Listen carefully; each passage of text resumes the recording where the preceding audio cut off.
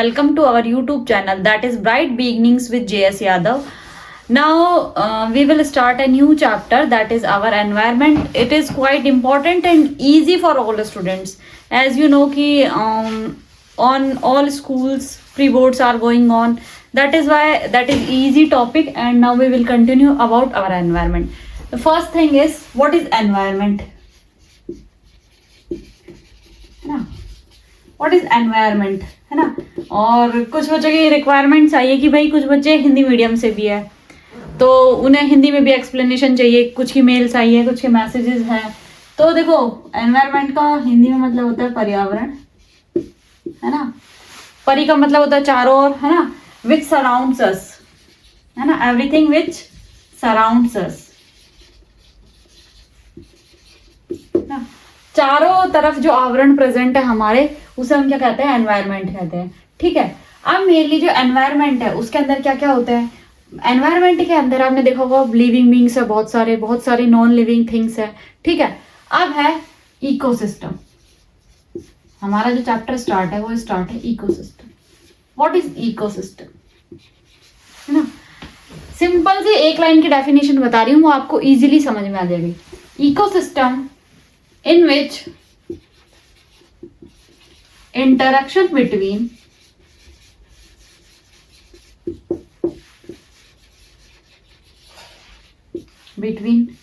biotic and abiotic component. ठीक है भाई. इकोसिस्टम का मतलब क्या होता है, जिसके अंदर, है ना, इंटरेक्शन हो, है ना, आपस में, या एक दूसरे पर डिपेंडेंट है. कौन कौन से, बायोटिक और अबायोटिक कंपोनेंट. अब बायोटिक और अबायोटिक कंपोनेंट क्या होते हैं ये भी जानेंगे हम. उससे पहले टाइप्स ऑफ इकोसिस्टम देख लेते हैं, फिर मैं आपको उसके कंपोनेंट्स के बारे में बताऊंगी, है ना. तो इकोसिस्टम जो है वो कितने टाइप का होता है बेटा. इकोसिस्टम जो है वो मेनली दो टाइप का होता है. कितने टाइप का होता है, दो. कौन कौन से, सेम, नेचुरल, प्राकृतिक और आर्टिफिशियल, दैट इज कृत्रिम. ठीक है.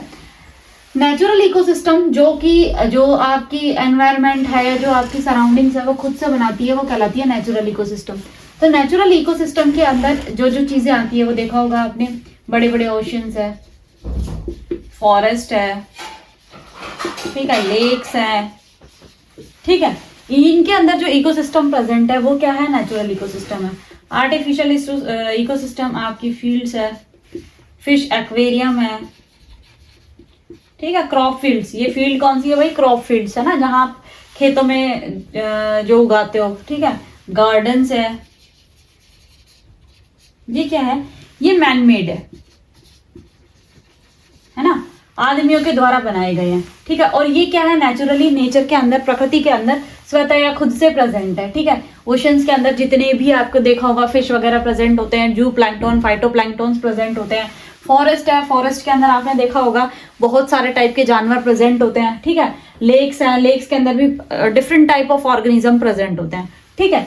तो ये है इकोसिस्टम के टाइप्स. ठीक है. इकोसिस्टम मेनली दो टाइप का होता है, आर्टिफिशियल और नेचुरल. ठीक है. आर्टिफिशियल के एग्जांपल्स पूछ जाते हैं बेटा कि विच इकोसिस्टम, या फिर आपकी जो एमसीक्यूज है उनके अंदर मेनली इससे रिलेटेड क्वेश्चन आता ही आता है. मैंने लास्ट प्रीवियस 3-4 साल के पेपर देखोगे आप तो डेफिनेटली उनके अंदर ये है कि artificial ecosystem, which of the following is not an artificial ecosystem, या which of the following is artificial ecosystem, जिसमें पैडी फील्ड. और एक और चीज, बच्चे बहुत कंफ्यूज होते हैं, ये पैडी फील्ड क्या है. राइस क्रॉप देखिए, राइस फील्ड्स को ही हम पैडी फील्ड कहते हैं, ये ध्यान रखना आप. ठीक है. तो ये भी एक सेल्फ इकोसिस्टम है, या खुद से बनाया हुआ है, आर्टिफिशियल इकोसिस्टम है. ठीक है. उसके अलावा फिश एक्वेरियम है, देखा होगा, उसके अंदर बहुत सारे आप फाइटोप्लैंकटन्स, जू प्लैंकटन्स और छोटे छोटे क्रस्टेशियंस डालते हो, और वो फिशेज उनके ऊपर इंटरडिपेंडेंट रहती है. ठीक है.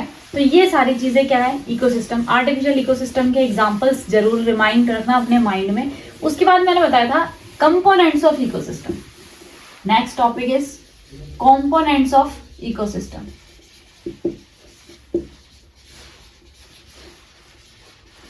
कंपोनेंट्स क्या क्या है, देखो दो टाइप के मैंने पहले ही बताया था कि इंटरेक्शन बिटवीन अबायोटिक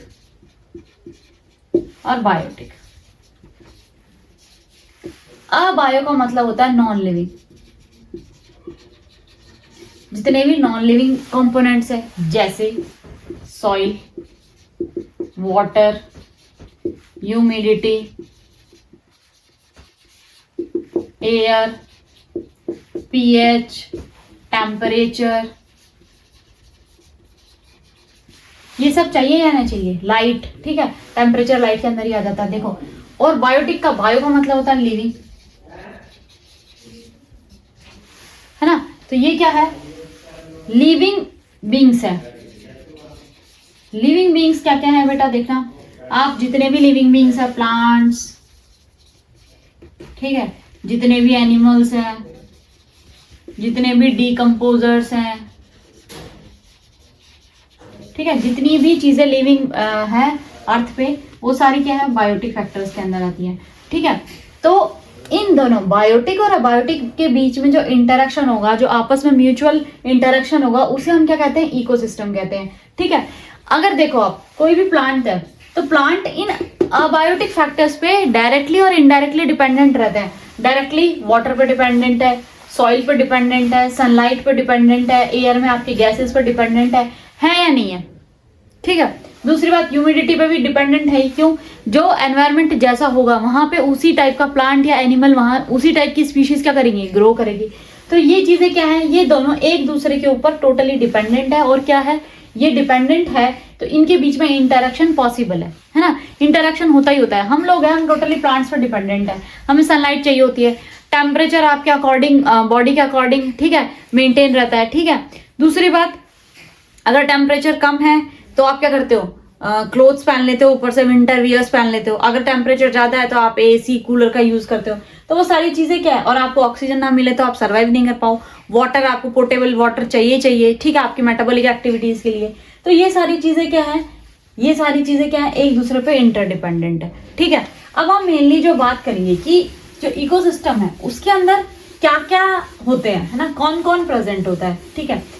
अब मोड ऑफ न्यूट्रिशन के तहत ही आता है ये, अब थोड़ा सा बता देती हूँ। देखो, इकोसिस्टम के अंदर पहले मेनली क्या होते हैं, प्रोड्यूसर्स, ठीक है। प्रोड्यूसर्स क्या होते हैं, जो अपना खाना खुद बनाते हैं, है ना, those who makes their food themselves, ठीक है, जो अपना खाना खुद बनाते हैं। वही कौन है, प्लांट्स है, ग्रीन प्लांट्स है, ठीक है, एल्गी है, ठीक है, और कीमोसिंथेटिक बैक्टीरियाज है,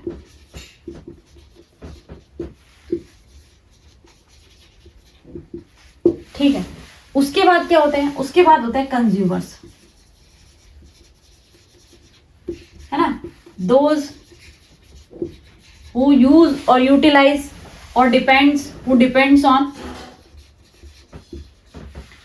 ऑन प्रोड्यूसर्स, ठीक है, जो कि क्या करते हैं, प्रोड्यूसर्स पर डिपेंड होते हैं, उन्हें हम क्या कहते हैं, कंज्यूमर्स कहते हैं, ठीक है। अब जैसे इसका एग्जांपल, जितने भी गोट है, काउ है, ह्यूमन बीइंग्स है, फंगस है, बैक्टीरिया है, ठीक है। तो ये सारे क्या है, कंज्यूमर्स हैं। अब कंज्यूमर्स भी डिफरेंट कैटेगरीज के होते हैं। अब कंज्यूमर्स को हम डिटेल्ड में पढ़ लेते हैं। जो कंज्यूमर्स होते हैं, देखो ये सब आपने पढ़ रखा है, लेकिन फिर भी ये चैप्टर क्या है, थोड़ा स्कोरिंग है और इजी भी है। Discuss about types of consumers. Types of consumer में फर्स्ट इज हर्बीवोर्स, ठीक है। Herbivores those are dependent on, those organisms are dependent on green plants, और इनको हम कह सकते हैं प्रोड्यूसर्स, है ना, जो टोटली किस पे डिपेंडेंट हो, प्रोड्यूसर्स पे डिपेंडेंट हो, उन्हें हम हर्बीवोर्स कहते हैं। जैसे काउ, गॉट, बफेलो, ग्रासहोपर, ठीक है, ग्रासहोपर, ये सब। दूसरा है हर्बीवोर्स के बाद carnivores, which are totally dependent on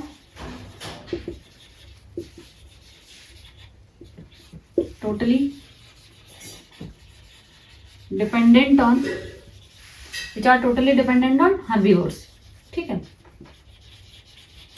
और ठीक है, कार्निवोर्स क्या होते हैं, जो टोटली डिपेंडेंट्स ऑन हर्बीवोर्स, ठीक है, जो कि फ्लैश और मीट खाते हैं, आप शॉर्ट में भी कह सकते हैं totally dependent on flesh and meat, ठीक है। एग्जाम्पल लॉयन, टाइगर, ईगल, ठीक है। उसके बाद आपका तीसरा टाइप है ओमनिवोर्स। क्या है? ओमनिवोर्स। ओमनिवोर्स क्या होते हैं? Which are dependent on both herbivores and carnivores, ठीक है, जो हर्बीवोर्स पे भी होते हैं और कार्निवोर्स पे भी होते हैं, जैसे ह्यूमन बीइंग्स, ठीक है। हम क्या है, तो प्लांट्स पे भी डिपेंडेंट है और एनिमल्स पे भी डिपेंडेंट है। उसके बाद होते हैं और भी है इसके अंदर सैप्रोफाइट्स। नेक्स्ट है सैप्रोफाइट्स, जिन्हें हम क्या कहते हैं, डीकम्पोजर्स भी कहते हैं, ठीक है। सैप्रोफाइट क्या होते हैं? Which are totally dependent upon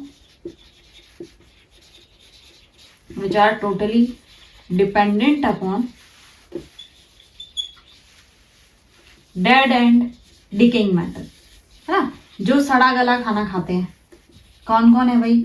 fungus है, ठीक है, कुछ बैक्टीरियाज है, वायरस है, जो भी एनिमल्स प्लांट्स वगैरह जो सड़ जाते हैं, मर जाते हैं, उनकी लीव्स वगैरह जितनी भी है, उनको ये क्या करते हैं, डिकम्पोज करते हैं, इसीलिए इन्हें डिकम्पोजर भी कहते हैं और सैप्रोफाइट्स भी कहते हैं। ये हो गया टाइप्स ऑफ कंज्यूमर्स, ठीक है। अब क्या होता है, अब आते हैं हम फूड चेन पे, ठीक है। Next topic is food chain, ठीक है। What is food chain? ठीक है, इंटरडिपेंडेंसी ऑफ ऑर्गेनिजम्स, है ना, वन टू अनदर, ठीक है। क्या है कि एक ऑर्गेनिज्म है, वो दूसरे पर डिपेंडेंट है, वो दूसरे को खा रहा है, ठीक है, टोटली डिपेंडेंट है। अब जैसे एग्जांपल ग्रास है, ठीक है, ग्रास को कौन खा सकता है? ग्रास ऊपर खा सकता है। ग्रास ऊपर को कौन खा सकता है भाई? ग्रास ऊपर को खा सकता है फ्रॉग। फ्रॉग को कौन खा सकता है? स्नेक। स्नेक को ईगल। ईगल क्या हो जाएगी? डिकम्पोजर्स खा सकते हैं इसको, ठीक है। तो ये क्या है, they are dependent upon each other for food, ठीक है। तो क्या है कि एक दूसरे के बीच में क्या है, इंटरडिपेंडेंट है, कि ग्रास के ऊपर ग्रास ऊपर डिपेंड है, ग्रास ऊपर के ऊपर फ्रॉग डिपेंडेंट है, फ्रॉग के ऊपर स्नेक डिपेंडेंट है, और ये क्या होती है, यूनि डायरेक्शन में होती है। फूड चेन क्या होती है, सिर्फ और सिर्फ एक डायरेक्शन में मूव करती है, that is totally on uni direction, ठीक है। उसके बाद हम इसके ट्रॉपिक्स लेवल फूड वेब के बाद बताऊंगी। इसी के अंदर बेटा ट्रॉपिक्स लेवल भी है, वो फूड वेब के बाद बता दूंगी, क्योंकि फूड वेब और फूड चेन क्या है, इंटरकनेक्टेड है। अब फूड वेब क्या होती है? फूड वेब होती है कि many food chains combines and form food web. अब जैसे कैसे, इस ग्रास को इधर गॉट भी खा सकती है, इधर ग्रास ऊपर भी खा सकता है, ठीक है, इधर काऊ भी खा सकते हैं, इस गोट को इधर लॉयन भी खा सकता है, ठीक है, इधर इस ग्रास ऊपर को फ्रॉग खा सकता है, ठीक है, और इसको कौन खा सकता है? कोई बर्ड खा सकती है, ठीक है। इस फ्रॉग को कोई स्नेक खा सकता है, ठीक है, इस बर्ड को कोई भी, है ना, कैट वगैरह, ठीक है, और इनको कैट और इनको ईगल खा सकती है, ये ईगल लॉयन भी खा सकती है, ठीक है। इस ईगल को डिकम्पोजर्स खा सकते हैं, है ना। और अगर ये वैसे मर जाए, है ना, किसी और ट्रेजेडी की वजह से, तो और भी अदर एनिमल्स इसके ऊपर डिपेंडेंट हो सकते हैं। तो ये क्या, बहुत सारे क्या किस पे डिपेंडेंट है? बहुत सारे फूड चेन्स पे डिपेंडेंट है ना। और ये क्या होती है? ये होती है बाई डायरेक्शनल, हर किसी भी डायरेक्शन में जा सकती है, ठीक है। वो जो फूड चेन है वो एक यूनि डायरेक्शन में होती है, और वो एक सिंपल होती है, सिंपल स्टेप होता है, एक चेन के अंदर होती है। इसके अंदर बहुत सारी चेन प्रेजेंट होती है। अगर बात समझ में, अब बात करते हैं हम ट्रॉपिक लेवल्स की, ठीक है। फूड चेन के अंदर क्या होते हैं? बहुत सारे ट्रॉपिक लेवल्स होते हैं। अब कैसे होते हैं?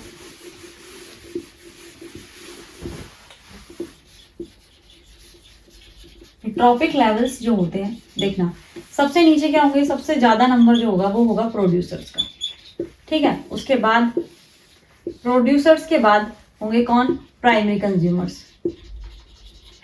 ठीक है। प्राइमरी कंज्यूमर्स पर डिपेंडेंट होंगे सेकेंडरी कंज्यूमर्स, सेकेंडरी कंज्यूमर्स पर डिपेंडेंट होंगे टर्सरी या टॉप कंज्यूमर्स, ठीक है। ये मेनली इसमें 3 से 4 फेजेस ही होते हैं, 3 से 4 ट्रॉपिक लेवल्स ही होते हैं। क्यों होते हैं, क्योंकि एनर्जी फ्लो की वजह से होता है। एनर्जी फ्लो क्या है, इसके रूल क्या है वो बताऊंगी। ये क्या है, ये बायोलॉजिकल पिरामिड्स है। क्या है बेटा, बायोलॉजिकल पिरामिड्स है ना, या ट्रॉपिकल पिरामिड्स है। अब ये जो ट्रॉपिकल पिरामिड्स है ये किसका हो सकता है, एनर्जी का हो सकता है, बायोमास का हो सकता है, ठीक है। नंबर ऑफ क्या हो सकता है, नंबर ऑफ स्पीशीज का हो सकता है कि प्रोड्यूसर्स की कितनी स्पीशीज है, नंबर का हो सकता है। एक बात ध्यान रखना, जो पिरामिड्स है वो ट्राइंगल शेप में हो सकते हैं, ठीक है, इसे मैं ट्राइंगल शेप में बना सकती हूँ। दूसरी बात, एनर्जी वाला जो है वो हमेशा अपराइट डायरेक्शन में बनेगा, यानी इस वाली डायरेक्शन में बनेगा। बाकी बायो में मास और नंबर ऑफ स्पीशीज ये इन्वर्टेड यानी उल्टा ट्राइंगल भी बन सकता है और सीधा ट्राइंगल भी बन सकता है।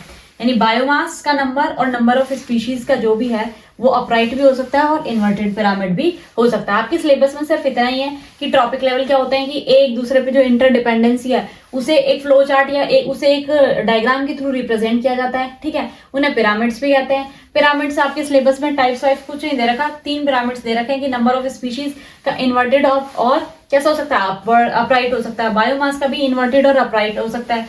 दूसरा, एनर्जी का कैसा हो सकता है, एनर्जी का हमेशा अपराइट होगा, यानी ऊपर सिर्फ ट्राइंगल बनेगा, ठीक है। दूसरी बात, जो फूड चेन्स है ना, अब इनके अकॉर्डिंग हम फूड चेन्स देखें तो फूड चेन कहाँ कैसी हो सकती है ट्रॉपिक लेवल के अकॉर्डिंग।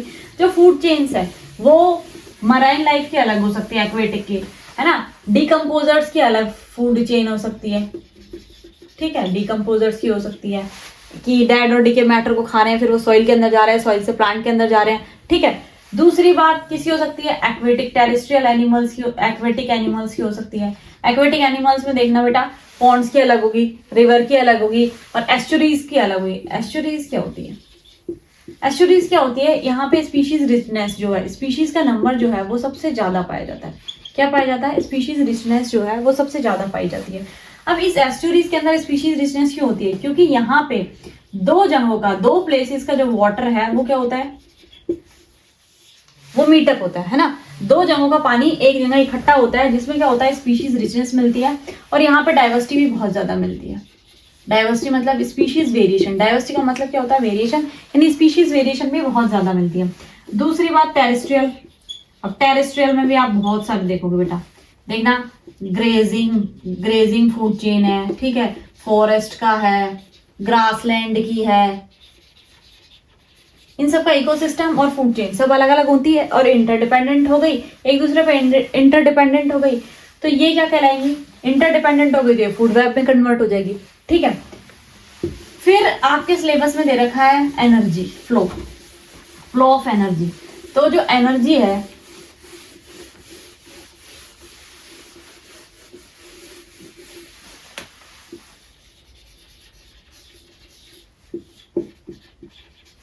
तो एनर्जी के पहले तो 2 रूल है, ठीक है। फ्लो ऑफ एनर्जी हम बाद में पढ़ेंगे, पहले एनर्जी के मेनली 2 लॉज है। पहला लॉ क्या है, energy neither be created nor be destroyed, यानी ऊर्जा को ना तो आप पैदा कर सकते हो और ना ही नष्ट कर सकते हो। दूसरा, energy can transform. First law क्या है, it can neither be created और नॉर बी डिस्ट्रॉयड, ठीक है। सेकंड क्या है, it can convert from one form to another. अब इसका एग्जांपल देखो, सनलाइट जो आ रही है वो क्या है, सोलर एनर्जी है, ठीक है। उसे क्या कर रहे हैं, प्लांट एब्जॉर्ब कर रहे हैं। कौन, प्लांट क्या कर रहे हैं, प्लांट एब्जॉर्ब कर रहे हैं यूवी रेडिएशन के फॉर्म में। तो प्लांट जो एब्जॉर्ब कर रहे हैं तो उसको किस में कन्वर्ट कर रहे हैं, केमिकल एनर्जी में, ठीक है। वो अपनी सारी मेटाबॉलिक एक्टिविटीज परफॉर्म कर रहे हैं किसके थ्रू, मैकेनिकल एनर्जी के थ्रू, है ना, फंक्शंस कर रहे हैं, या काइनेटिक एनर्जी के थ्रू। तो ये सारी चीजें क्या है कि जो एनर्जी है वो ना तो आप उसको पैदा कर सकते हो, ना क्या कर सकते हो, खत्म कर सकते हो, लेकिन उसको एक फॉर्म से दूसरी फॉर्म में क्या कर सकते हो, चेंज कर सकते हो। ठीक है, अब एक और चीज है 10% लो। अब एक बात ध्यान रखना कि जो 40 to 50% जो टोटल सन एनर्जी होती है उसकी 40 to 50% यूवी रेडिएशन होती है, जिन्हें प्लांट क्या कर सकते हैं, ऑब्जॉर्व कर सकते हैं। उसमें से भी प्लांट जो करते हैं वो 2 to 3%, ठीक है, एब्जॉर्ब कर पाते हैं। ठीक है, अब एनर्जी फ्लो में एनर्जी फ्लो रूल क्या कहता है कि एक ट्रॉपिक लेवल से दूसरे ट्रॉपिक लेवल पे जो ट्रांसफर ऑफ एनर्जी है ना, transfer of energy from one trophic level to another is only 10%, है ना, 10%। अब देखना, मैं एग्जांपल से बहुत अच्छे से एक्सप्लेन करती हूँ। मान लो 1000 जूल एनर्जी किसने ली, प्रोड्यूसर ने ली, इसका 10% है ना, इसका 10% कितना होगा भाई, 100 जूल। 100 जूल कौन लेगा, प्राइमरी कंज्यूमर। इसका क्या होगा 10, इसका 10% कितना होगा 10 जूल, ये लेगा सेकेंडरी कंज्यूमर। और इसका कितना होगा 0.1%, ये कौन लेगा, टर्शरी कंज्यूमर। तो आप एक चीज देखोगे कि एनर्जी जो है वो 90% ऑफ एनर्जी क्या हो रही है, यहाँ पे क्या हो रही है, मेटाबॉलिक एक्टिविटीज में यूटिलाइज हो रही है।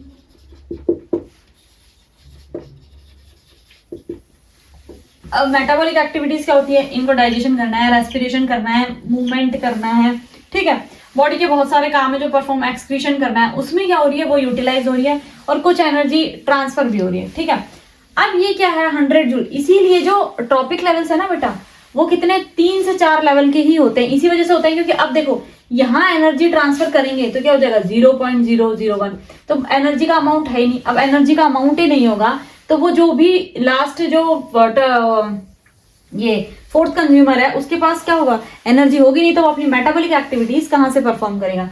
इसीलिए मेनली 4 लेवल्स होते हैं, 3 to 4 लेवल्स ही होते हैं एनर्जी ट्रांसफर में ट्रॉपिक लेवल्स के अंदर। इसकी वजह है ये एनर्जी फ्लो रूल। ठीक है, एनर्जी जो है आपको सिर्फ ये ध्यान रखना है कि एनर्जी एक ट्रॉपिक लेवल से दूसरे ट्रॉपिक लेवल में जब ट्रांसफर होगी तो वो जितनी भी एनर्जी जिस भी ट्रॉपिक लेवल पे जिस ऑर्गेनिज्म ने यूटिलाइज करी है उसका जो 10% है वही पास ऑन होगा, बाकी 90% उसकी खुद की मेटाबॉलिक एक्टिविटीज में यूटिलाइज हो जाएगा। आगे बात समझ में। अब इस इकोसिस्टम के ही टॉपिक में एक और चीज बचती है, दैट इज बायोलॉजिकल मैग्निफिकेशन। ठीक है, ये टॉपिक जो बायोलॉजिकल मैग्निफिकेशन है आजकल बड़ा पॉपुलर हो रहा है और इससे क्वेश्चंस आ भी सकते हैं। लास्ट टॉपिक है आज की क्लास का, बायोलॉजिकल मैग्निफिकेशन। क्या होता है देखो बेटा कि कुछ हार्मफुल केमिकल सब्सटेंस जो होते हैं वो टॉप कंज्यूमर्स तक पहुंच जाते हैं। ठीक है, मान लो अब एग्जांपल देती हूँ, आपने देखा होगा कि डीडीटी को बैन कर दिया गया है ना, डीडीटी को बैन कर दिया गया है। क्यों? क्योंकि देखो प्लांट्स के अंदर डाला आपने कोई केमिकल, प्लांट्स ने एब्जॉर्ब करा, उसको किसने कंज्यूम करा, देखो प्लांट्स के अंदर आपने कोई भी केमिकल का यूज किया, जैसे आजकल आप कर रहे हो यूरिया, डीएपी वगैरह। ठीक है, तो प्लांट्स के अंदर अगर किसी भी केमिकल का आपने यूज किया तो एक चीज ध्यान रखना, उसको जो कौन यूज करेगा, प्राइमरी कंज्यूमर, तो उसके अंदर ट्रांसफर हो गए, उससे सेकेंडरी, सेकेंडरी से टॉप कंज्यूमर, टॉप कंज्यूमर में हम आते हैं। ठीक है, तो वो हमारे अंदर भी उनका एक्यूमुलेशन होना स्टार्ट हो जाता है। तो accumulation of harmful chemical substance in top consumers is called biological magnification. ठीक है, क्या कह रही हूं मैं कि accumulation of harmful chemical in the body of top consumers is called biological magnification। आ गई बात समझ में। अब ये सेम यही होता है। ठीक है, प्लांट्स को किसी ग्रास ओपर ने खाया, ठीक है, ग्रास ओपर को बेचारे को किसी फ्रॉग ने खाया, फ्रॉग वाटर के अंदर चला गया, उस बेचारे को किसी फिश ने खा लिया। अब एक चीज ध्यान रखना, आपने कोई भी केमिकल सब्सटेंस डाला तो किसके अंदर था बेटा, प्लांट्स के अंदर, और पहुंच कहाँ गया, एक्वेटिक मीडियम में या एक्वेटिक इकोसिस्टम के अंदर।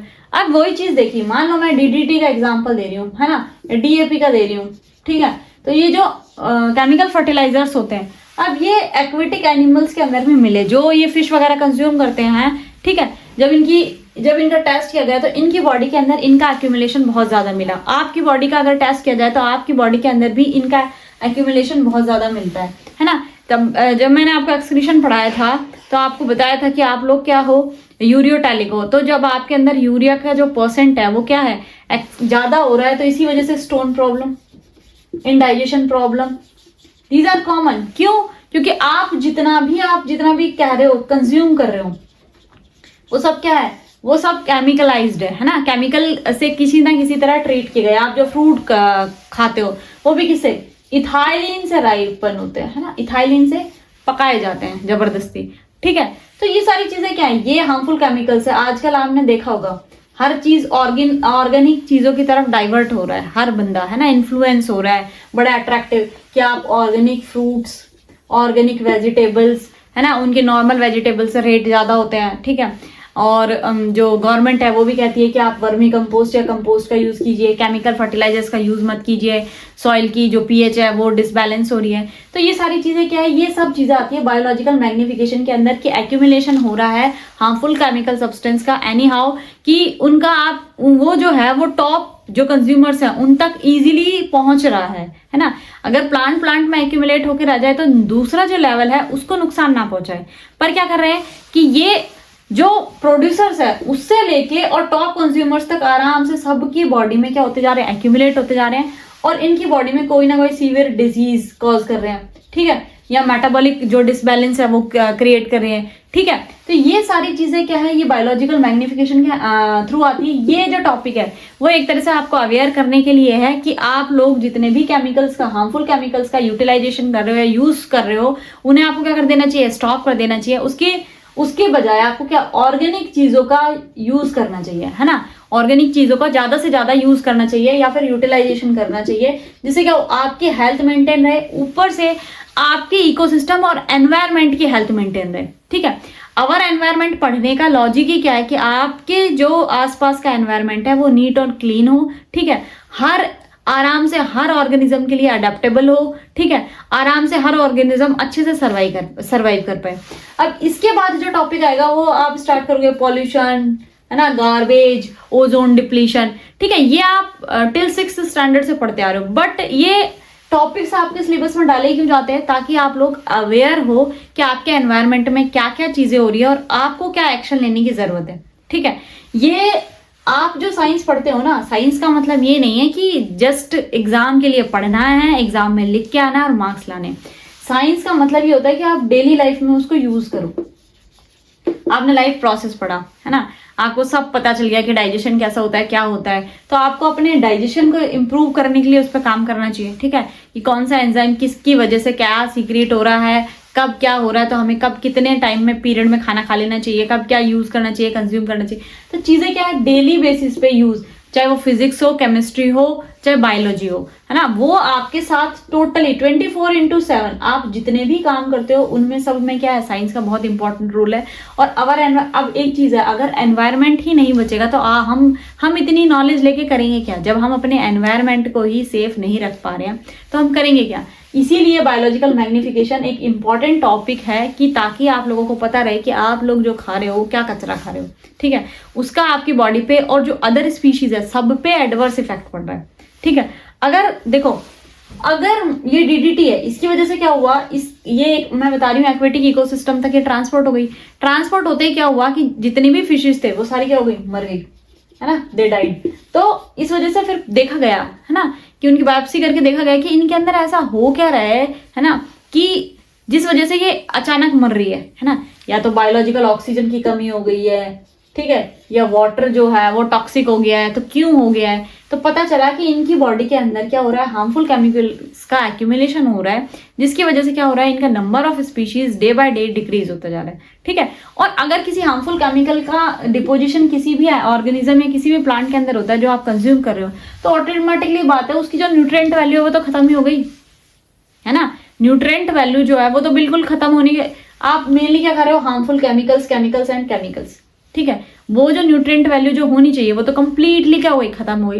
दैट इज वाई कि आपको अपने एनवायरनमेंट को लेके भी थोड़ा सा क्या होना चाहिए, अवेयर होना चाहिए, ठीक है, खुद की बॉडी और खुद की हेल्थ। जब लोग अपनी हेल्थ को लेके कॉन्शियस होंगे ना, तो आसपास की सभी चीजों में क्या करना स्टार्ट करिए, सब चीजों पे फोकस करना स्टार्ट करिए।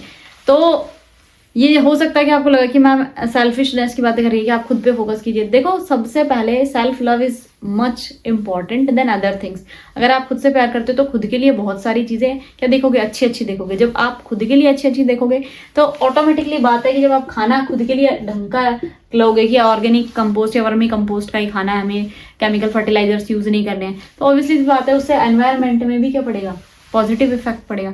तो हम सब क्या है, इसीलिए तो कहा है कि इकोसिस्टम क्या है, इंटरेक्शन बिटवीन अबायोटिक और बायोटिक फैक्टर्स, है ना। हम लोगों के बीच में क्या हो रहा है, इंटरेक्शन हो रहा है, हम एक दूसरे पे इंटरडिपेंडेंट है, ठीक है।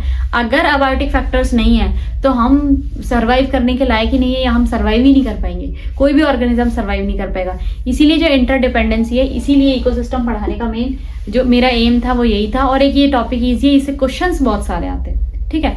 MCQs ले लो, ठीक है, केस बेस भी ले लो, और ये ओजोन डिप्लीशन, पॉल्यूशन वगैरह, इकोसिस्टम के टाइप्स और ये कंपोनेंट्स, इनसे क्या है कि डायरेक्ट क्वेश्चंस पूछे जाते हैं, जो कि एक तो ईजी है, हर बच्चा इजीली कर सकता है ना। स्कोरिंग है इसमें, जो आपके ये नहीं है कि कोई एंजाइम का नाम भूल गए आप तो कैसे लिखोगे, इसमें क्या है, इजीली आप स्कोर कर सकते हो, है ना।